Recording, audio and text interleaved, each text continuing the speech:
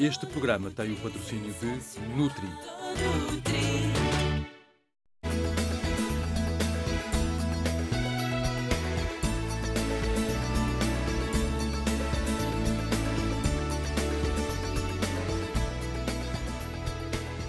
Olá, seja muito bem-vindo a mais um Viva Saúde. Hoje vamos falar de um problema que afeta milhares de pessoas e que pode ser de diversos tipos. Está curioso para saber do que falo? Provavelmente já teve o problema ou conhece alguém que teve. Um esforço repentino pode agravá-lo e, apesar de ser necessário, na maioria das vezes, recorrer à cirurgia, há sempre solução e tratamento. Temos hoje connosco o Dr. Ricardo Girão para nos falar de hérnias. Bem-vindo à casa do Viva Saúde, Dr. Ricardo Girão. Muito obrigado pelo seu convite. Hoje estamos a falar de hérnias, como já deu conta. Portanto, gostaríamos muito que nos explicasse o que é uma hérnia. Muito bem, vamos ver se eu consigo. Hérnia, por definição, será, imagina, para entender, uma cavidade fechada, dentro da qual há um ponto fraco. E o conteúdo que está dentro dessa cavidade, através desse ponto fraco, são projetados para fora dela. Isso é a definição de hérnia. Se pode aplicar à parede abdominal, porque é um ponto fraco na parede abdominal, ou pode ser de qualquer outro órgão, uma hérnia muscular, a faixa que envolve o músculo, se está fraco ou se tem um orifício, sai parte do músculo por aí. Isso é a definição de hérnia. Que tipos de hérnias existem e como se caracterizam? Hérnias que nós conhecemos, as mais comuns que nós conhecemos são as hérnias chamadas da parede abdominal. A parede abdominal, que é uma área anatómica conhecida, tem vários pontos fracos. Vários pontos fracos nessa parede que são assim desde a nascença, que nascem connosco próprios. E podem ser também hérnias adquiridas por traumatismos que façam aparecimento de pontos fracos não anatómicos. Portanto, as hérnias da parede abdominal mais comuns é as da região inguinal, ou das virilhas chamadas. Podem ser de dois tipos, que vou explicar mais tarde, ou diretas ou indiretas. Quer dizer, umas que são adquiridas ao longo do tempo por fraqueza dos tecidos e outras que são desde nascença, congénitas. Podem ser hérnias através do orifício umbilical, que também é um ponto fraco, que não sabem, quando nós estamos a crescer na barriga das nossas mães, é por onde passa o cordão, e quando nós nascemos é obliterado e às vezes a cicatrização é mal feita e dá origem a um ponto fraco da parede. Pode ser hérnias da linha branca, que é a parte média mediana da nossa parede abdominal, que se estende desde o umbigo para cima e para baixo em linha vertical. Podem ser hérnias, outros pontos fracos menos comuns, mais raros, sobretudo as hérnias de Spiegel, que são pontos fracos, as hérnias lombares posteriores, a parte de trás, nas costas, entre a região lombar, que também são hérnias que podem aparecer, embora muito menos frequentes. As mais frequentes são, sem dúvida, as hérnias inguinais, da região da virilha, e as hérnias umbilicais, são as que mais aparecem na nossa consulta. Quais são as causas de cada uma delas? Mencionou algumas. Portanto, como eu disse, são pontos fracos, são pontos herniários, são pontos fracos da parede abdominal, que normalmente são continentes, que apesar de serem fracos, têm alguma faixa, têm um tecido que protege e que evita a formação das hérnias. Por motivos que mais tarde, se calhar, vamos explicar, pela deficiência dessa faixa que está a proteger, num ponto que já é previamente fraco, vai começar a sair algo que está contido nessa parede abdominal. E, portanto, esse será um dos motivos principais, que é a falta de formação de fibrose pelos fibroblastos do material que dá fortalecimento das fáscias. As hérnias costumam ser dolorosas? Podem ser dolorosas. As hérnias, para começar, gostava que ficasse esclarecido que é uma patologia benigna. Sim. Portanto, não é maligna, não é de doença de foro oncológico, nem é de doença infecciosa. E, portanto, por ser benigna, a indicação é sempre cirúrgica e a sintomatologia é que manda na orientação da terapêutica das hérnias. Portanto, se podem tornar dolorosas, sim, se o material que está a sair da parede abdominal for comprimido ou for estrangulado, causa dor e incómodo, que pode até tornar a capacidade do dia-a-dia, da vida do dia-a-dia, difícil. Aonde, por exemplo, é que podem causar assim incapacidade? Por exemplo, se for uma hérnia inguinal ou da virilha que se for grande, o alimento, através desse orifício, pode sair alimentos da cavidade peritoneal, nomeadamente o intestino, que pode sair para fora e, por algum motivo um estímulo mais, aumento da pressão intraabdominal por mais esforço, pode ficar estrangulado e ser uma causa até de obstrução, de falta de paragem o intestino deixa de funcionar e ser uma situação quase aguda que exige uma cirurgia de imediato, nas 24 horas imediatas ao aparecimento desses sintomas. Portanto, pode ser bastante dolorosa. Pode não ser tão dolorosa e ser, como diz, uma sensação de mal-estar permanente e que dificulta o dia-a-dia. A qualidade de vida, compromete a qualidade de vida.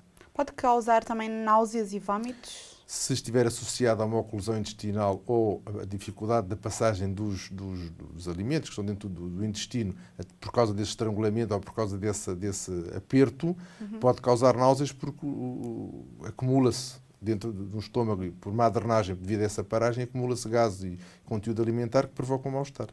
Existem idades onde há mais propensão ao aparecimento das mesmas?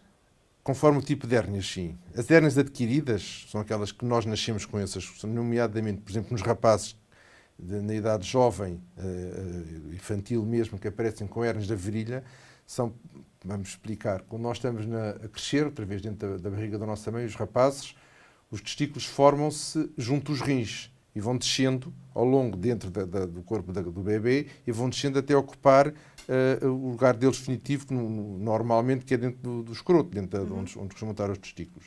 E há uma passagem, um trajeto, e ao longo desse trajeto há um canal por onde deslizam os testículos. Se por acaso não ficar obliterado ou não fechar, até ao 9º mês, quando nasce a criança, fica um canal persistente e que é um ponto fraco, e então por aí pode-se meter o intestino. Por isso é que há um pico da idade jovem das hérnias inguinais, juvenil, rapazes, sobretudo nos rapazes, que aparece por ser uma hérnia congénita. Assim Mais como ou menos em que idade? Até aos 10, 12 anos pode aparecer. Até disse menos, 6, 4, durante até aos 10, entre os 0 e os 10 anos pode aparecer. Como as hérnias de umbilicais, que se são por mau preenchimento do orifício umbilical, ficam sempre desde a nascença. E, portanto, aí ter-se cortado mal o cordão, não é? Provavelmente sim. Está associado. Existem muitos adultos que ainda têm até hoje. Em África vê-se muito. Em Angola, nomeadamente. Em África, sim, é verdade. Pode estar associado a uns partos não tão vigiados, ou sobretudo no pós-parto, e que não haja os cuidados suficientes. Também pode haver aspectos raciais que estejam associados ao aparecimento de mais hérnias. Estou-me a lembrar agora da raça dos pigmeus. Está bem que fala nisso. Eu queria-lhe questionar sobre essa... São conhecidos nos livros todos que nós estudámos de hérnias da parede abdominal, que têm hérnias gigantes, que podem chegar até ao joelho dos próprios... Mas hérnias em que quase todo o intestino está metido dentro da própria hérnia e que é próprio dessa raça. E como têm dificuldade, ou teriam, agora penso que as coisas talvez sejam a mudar, em tratar cirurgicamente, faziam a vida deles normalmente com as hérnias até ao joelho, por isso é que elas cresciam até a vida toda e nunca eram operadas. Se não houver realmente dor, a pessoa consegue conviver com aquilo normalmente, embora seja anestético e... Consegue. E há muitas pessoas que têm as hérnias e que isto é uma coisa que era bom lançar este reto para vencer este mito do medo da cirurgia, porque as pessoas normalmente associam uma operação, a dor no pós-operatório, complicações, têm medo, o que é normal, o que é natural. Ninguém gosta de ir para um... Ir à faca, como se diz, entre aspas. Mas realmente as novas técnicas que nós usamos são tão simples e o pós-operatório é tão confortável. Isto foi uma evolução que depois, se calhar, vou explicar no tratamento. É uma evolução muito grande no tratamento das hérnias e, portanto, atualmente a cirurgia é feita com anestesia local ou com anestesia epidural, portanto, e que permite uma alta às 24 horas, ou mesmo em regime ambulatório, sair no próprio dia e com uma retoma da atividade profissional aos 8 dias, a fazer a vida toda com as novas técnicas operatórias. É possível Doutor, fazer mas, isso. por exemplo, uma pessoa que tenha a hérnia umbilical recebe anestesia local? Sim, muito bem. Ou seja, a pessoa está acordada... Ainda agora operei uma rapariga de 12 anos, que veio de Luanda, e que realmente com essa técnica local e foi para casa no mesmo dia. Põe-se uma rede especial, umas redes que eu vou falar, umas próteses, e como não há, que é outra coisa que eu vou explicar, mas isso será na parte do tratamento, porque antes associava-se, não havia estes materiais que nós usamos agora às redes, Sim. e era feito o encerramento desses orifícios, desses pontos fracos, era à custa dos próprios tecidos, que eram puxados, esticados. E o nosso tipo de pele mais escura cria muito coloide. Sim, acaba é outro problema, por criar uma coisa quase parecida e é pior às vezes a emenda do que o soneto. Isso esteticamente tem realmente esse problema de favorecer o aparecimento de coloide. Pois. E por isso é que nós usamos também agora algumas técnicas para suturar os tecidos, já sem tecidos, porque só com colas, para evitar exatamente a formação dos coloides. E que não reduz totalmente, mas reduz francamente a possibilidade de aparecimento dos coloides tipo de peles mais escuras, mais morenas. Mas isto que eu estou a falar é em relação à prótese que nós usamos para tratar as hérnias, propriamente dito, da parede abdominal. E como nós agora já não esticamos os tecidos, as faixas, as aponevroses, para fechar, usamos uma rede que é posta sobre o defeito, sem tensão, dá muito menos dor no pós-operatório. Esse foi o grande truque, a grande invenção, que foi com o Sr. Lichtenstein, que começou a desenhar este tipo de americano, este tipo de hérnias, este tipo de tratamento, que revolucionou por completo o... É tudo muito mais simples e É célere. mais simples, processo. exatamente, em todos os sentidos. Pode acontecer na altura de se querer remover a tal hérnia, não se conseguir removê-la na totalidade? É. Em hérnias muito grandes, muito volumosas, e que aparecem nas urgências, com oclusões, o intestino está praticamente todo, e às vezes, por vezes, é preciso e é necessário fazer reseções do intestino, tirar parte do intestino por já estar cruzado, que está tanto tempo apertado, que a falta de irrigação do intestino provoca isquémia e necrose, e tem que se tirar essa parte do intestino que está não viável, que é um intestino que está morto. Doutor, desculpe, vamos fazer uma pausa aí para eu dizer uma coisa. Eu acho que então aí é que se deve ter atenção para o facto da hérnia estar a progredir, porque às vezes é como referiu, a hérnia pode conviver connosco, não causar dor e até ir crescendo e a pessoa não ligar, mas pode chegar a um ponto que afeta um órgão e depois acabamos por ter de submeter-nos à cirurgia e acontecer o que referiu, ter de cortar uma parte e isso é prejudicial sempre. É prejudicial e associado a uma mortalidade e morbilidade que isso sim que já é real e que pode existir. Pode os doentes fazer por perfuração do intestino, uma peritonite, e ser um caso até com muito mau desfecho. Portanto, se tem alguma hérnia, se está a crescer a olhos vistos, já tem há bastante tempo, tenha atenção, vá visitar um médico e, se for necessário, submeta-se à cirurgia. Não tenha medo. Exatamente, essa mensagem é boa que seja passada para terem... Porque quanto mais cedo for operada uma hérnia tem sempre indicação cirúrgica. Atualmente o conceito é este, tem sempre indicação cirúrgica. Quanto mais cedo, mais rápido o pós-operatório, mais rápida a recuperação. Não está associada a complicações. Mais fácil é tudo. Mais fácil de tratar. Doutor, o tema é bastante interessante, portanto não queremos esgotar para já. Sim, senhora. Agora vamos lhe mostrar algumas informações sobre esta doença. Fique desse lado que eu e o Dr. Ricardo Girão voltamos já a seguir. São feitas 1 milhão de operações a hérnias todos os anos a nível mundial. Estima-se que 2 a 3% da população sofra de hérnias discais. As inguinais, que ocorrem na região da virilha, correspondem a 75% de todas as abdominais. Este tipo é 25 vezes mais comum em homens do que em mulheres. Podem ser divididas em diretas e indiretas. As primeiras são decorrentes da fraqueza da parede do canal inguinal e são mais prevalentes no envelhecimento ou quando há um grande esforço abdominal. As mais comuns, as indiretas, ocorrem devido a uma falha congénita da região inguinal e por isso são frequentes em crianças e jovens adultos. As hérnias não trazem quaisquer complicações graves quando detectadas precocemente. Quando são menos visíveis, são mais sintomáticas, mas podem ser sempre tratadas cirurgicamente. Já alguma vez viu alguém com um umbigo saliente? Isso pode ser uma hérnia, mas existem muitas outras. Mantenha-se em contacto connosco através da nossa página do Facebook e partilhe as suas dúvidas e sugestões. Comente as nossas publicações e faça como a Vânia Lencastre, que nos colocou a seguinte questão no Facebook. Como é efetuado o diagnóstico? Pode responder-nos, doutor? Vou tentar. O diagnóstico da hérnia é essencialmente clínico. O doente queixa-se que tem algo de estranho, nota uma massa, nota algo que sai, ou dor, ou qualquer sintoma que o desperte, que são somente ou é a massa, ou é a dor, ou é incómodo, e o médico, nomeadamente o cirurgião, quando faz a observação, clinicamente detecta a presença de hérnia. Agora, fazer exames? Antes o que se fazia era exatamente só o exame clínico e punha-se indicação operatória. Agora, atualmente, há métodos de diagnóstico imagiológicos, nomeadamente a ecografia da parede abdominal, que pode revelar hérnias mais pequenas que não são tão sensíveis ao exame clínico. Portanto, é o diagnóstico que se pode fazer quando é necessário provar a existência de hérnia ou diagnóstico diferencial com outras patologias que sejam parecidas ou que possam dar os mesmos sintomas que a hérnia. Portanto, normalmente é o que se usa, ou é o clínico primeiro e a ecografia para confirmar. Não é necessário, só em casos muito raros, usar outro tipo de métodos de diagnóstico. Uma tosse brusca, um movimento brusco pode fazer com que a hérnia fique mais saliente? Esse, aliás, é o que nós usamos para o diagnóstico clínico, é manobras que aumentem a pressão intra-abdominal, de modo que projetem para fora, através do ponto fraco, o conteúdo que está dentro da cavidade abdominal e que nós, clinicamente, com a palpação dos dedos metidos no orifício, sentimos o impulso, chamado impulso tossígeno, pela tosse, pedimos ao doente tussa, e quando ele tosse, sentimos nos nossos dedos a pressão exercida pelas vísceras que estão a ser projetadas por esse ponto fraco.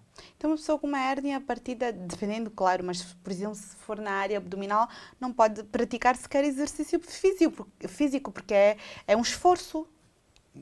É uma das contraindicações, exatamente, enquanto se tem a hérnia, é fazer exercício físico, sobretudo se aumentar a pressão intra-abdominal. A pessoa sente-se desconforto, sente-se insegura a fazer alguns tipos de movimentos e ela própria começa a retirar-se e a deixar de fazer exercício com medo de causar algum distúrbio.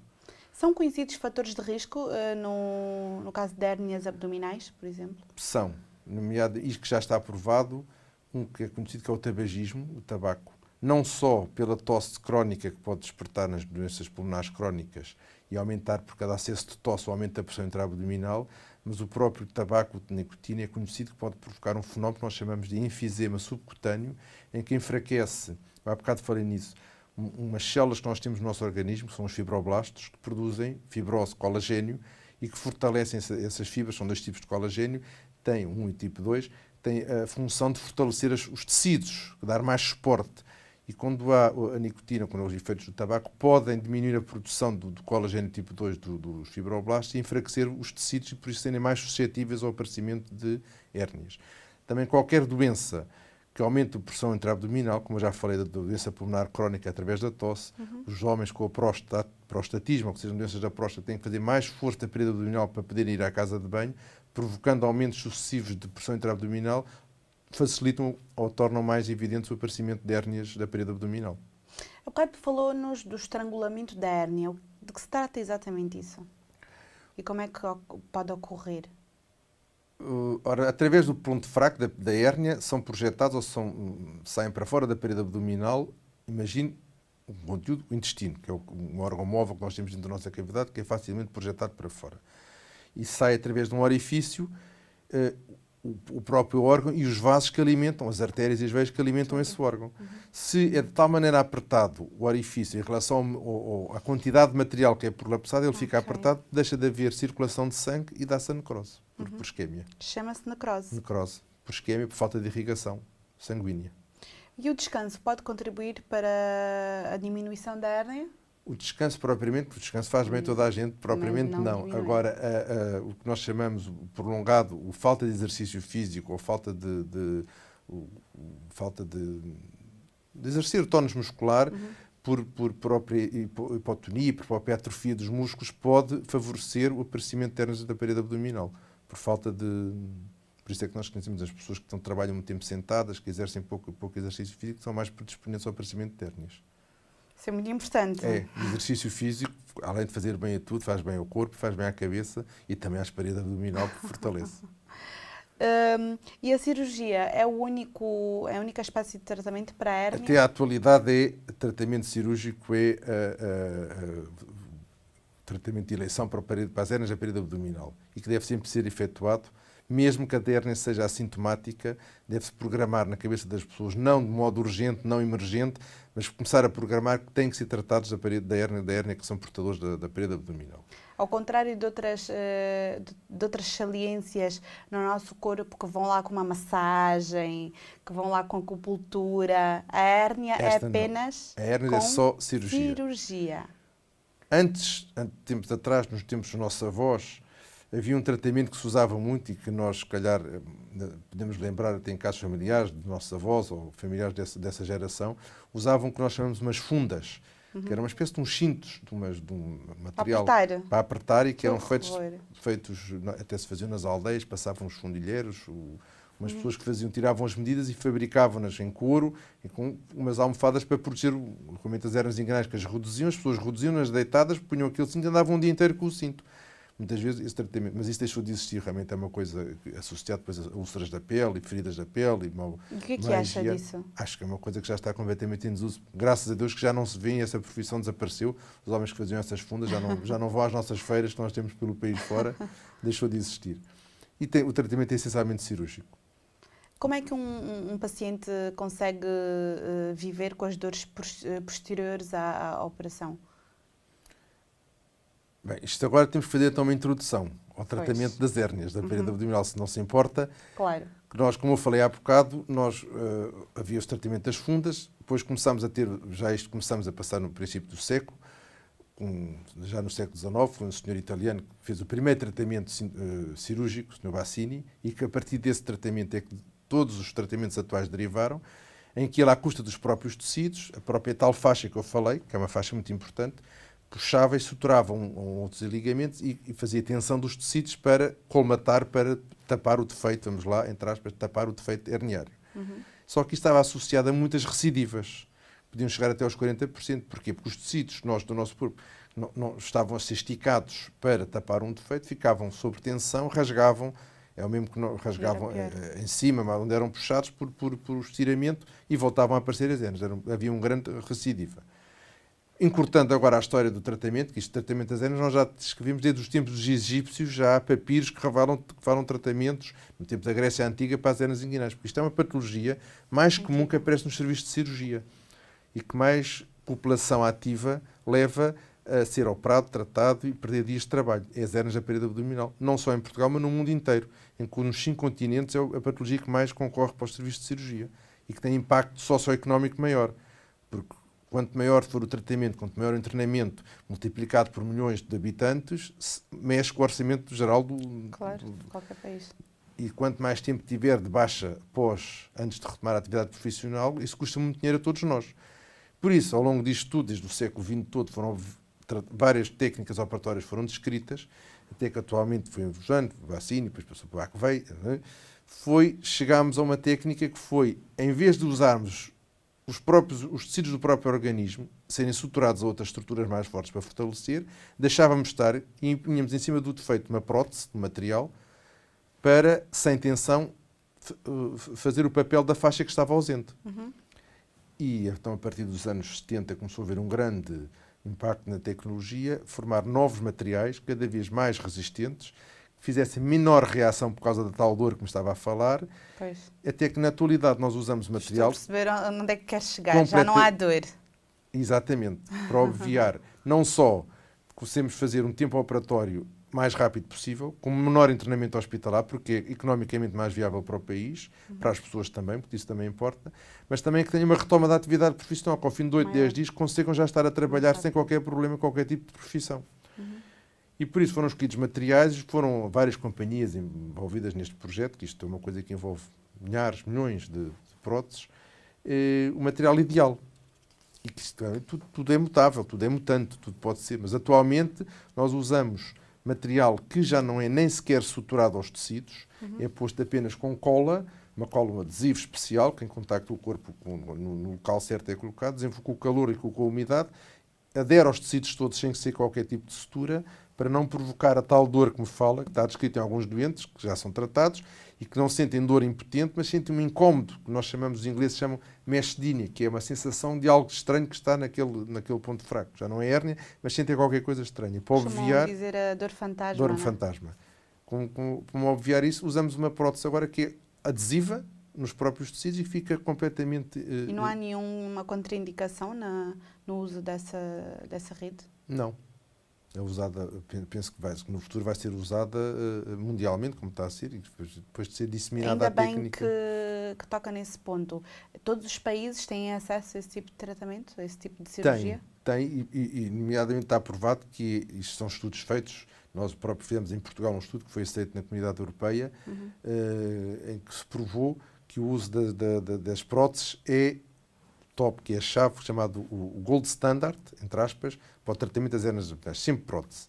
A prótese pode ser colocada ou por via aberta, que é a que eu faço com anestesia local, ou por via laparoscópica, que não acho que deva ser feita. Os resultados finais são os mesmos, porque é muito mais caro usar todo o material laparoscópico. E se nós temos o mesmo resultado, com os mesmos benefícios, com um valor mais económico, vale a pena apostarmos nesse tratamento.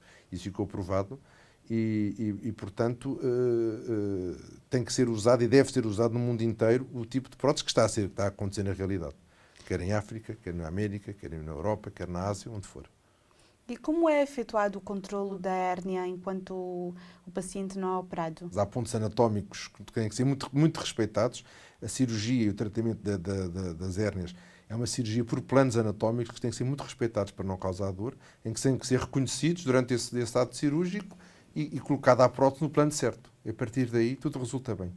Qualquer pessoa pode ser operada ou já lhe aconteceu a si, no seu longo tempo de experiência, recusar operar alguém por ser alguma situação mais sensível? Sabe que atualmente, vamos ser francos, uma cirurgia é sempre um ato que requer algum cuidado na avaliação pré-operatória, se há alguma contraindicação. Mas como as hérnias podem ser tratadas simplesmente por anestesia local e uma sedação ligeira, reduz muito as pessoas que têm essa contraindicação para serem operados. E é mais perigoso viver com uma hérnia do que ser operado à hérnia. Essa é uma mensagem que era importante passar. E quem já teve uma hérnia tem maior predisposição a ter? Se for feito o tratamento cirúrgico com estas próteses, em que a taxa de recidiva para ser aceita nunca pode ser superior a 1%, deve andar no 0,5%, nunca mais desse lado volta a aparecer a hérnia. Agora, os fatores, como eu falei há bocado, predisponentes da falta tal de colagênio, de tal fibrose, torna essa pessoa mais propensa ao aparecimento de hérnias do que outra pessoa que tenha a formação de colagênio tipo 2 normal, normalmente realizada pelos fibroblastos. Que tipo de sequelas pode ter a pessoa que teve uma hérnia, mesmo tendo sido removida? Sequelas, ficar sempre uma pequena cicatriz de 3 a 4 centímetros ao nível da região onde ela é abordada, a hérnia. Se tiver uma complicação inerente à cirurgia, à hérnia, um estrangulamento de intestino, a sequela que fica pode ter ficado com uma redução do intestino, conforme a necessidade de ser removida, a parte que está afetada. Agora, em termos de sequelas, o único problema, o único óbvio que nós temos no tratamento atual é a tal sensação, por causa da prótese, de algo de um corpo estranho que se sente e que as pessoas... Esta sensação é diluída, ao passado uns meses desaparece por total. Mas realmente as pessoas cada vez gostam de ser mais bem tratadas e de sofrer menos e queixam-se, menores sintomas, queixam-se de que algo está estranho. Portanto, a sequela maior é essa tal sensação de prótese de rede que lá está, mas que está a ser obviada exatamente com estas próteses adesivas. Ok, Dr. Ricardo Girão, muito obrigado pela sua presença. Foi com muito gosto que o tivemos cá hoje. Esperamos tê-lo numa próxima oportunidade a falar sobre um outro tema. Muito obrigado pelo convite e estarei sempre ao dispor. O Viva Saúde também está disponível no YouTube, onde pode rever todos os nossos programas e os temas que mais lhe interessaram. Agora vou deixá-lo com o mais importante do que falamos hoje. Tome nota. A hérnia é uma saliência de um órgão ou parte dele que está fora da cavidade em que se encontra normalmente alojado. É benigna, apesar de, em alguns casos, ser bastante dolorosa. Pode ser de vários tipos, abdominais e inguinais, na zona das virilhas, umbilicais devido a uma má cicatrização do corte do cordão umbilical ou, ainda que menos frequentes, as hérnias lombares. O estrangulamento pode ser uma das consequências de um diagnóstico tardio, que leva a uma compressão dos vasos sanguíneos e a uma privação da circulação do sangue. Um movimento brusco ou uma tosse podem agravar as hérnias. Os vômitos e os enjoos podem ser frequentes no caso das intestinais. O diagnóstico é sempre clínico e pode-se recorrer a uma ecografia. A chave para este problema é sempre a cirurgia, que pode ser feita em ambulatório e de rápida recuperação. As hérnias podem ser removidas e o seu desenvolvimento pode trazer consequências graves. Previna-se e consulte o seu médico. E chegou ao fim mais uma meia horinha de boa conversa. Passou muito rápido e já deixa saudades, mas espero que saiba que estamos consigo durante toda a semana. É só visitar o nosso blog, onde pode encontrar todas as informações sobre convidados, temas e horários de transmissão. Este é o seu programa sobre saúde, por isso mantenha-se saudável e siga o conselho especial que temos para si. Desta vez não serei eu nem o Dr. a dar, aguarde e verá. Até o próximo programa. Viva bem, viva saúde! Por que não começar já a fazer exercício físico? Custa começar, mas depois vai se sentir como novo. O seu corpo agradece.